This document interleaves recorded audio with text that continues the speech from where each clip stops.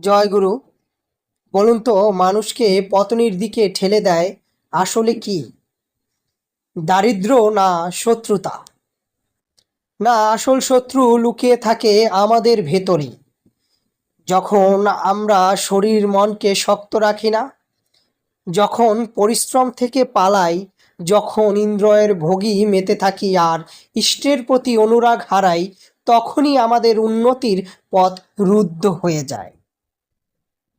শ্রী শ্রী ঠাকুর অনুকূল চন্দ্র বললেন, জৈব সংস্থিতির দৈন্য, শ্রমবিমুখতা, ইন্দ্রিয় পরায়ণতা, অনৈষ্ঠিকতা, এগুলির যে কোনোটাই মানুষকে উৎকর্ষ বিমুখ করে তোলে। শাশ্বতী বাণী নং 117, গ্রন্থ শাশ্বতী বাণী। তাই সতর্ক হন। শক্তি, শ্রম, সংযম আর ইষ্টভক্তি মানুষকে করে তোলে সত্যিকারের মহান। জয় গুরু।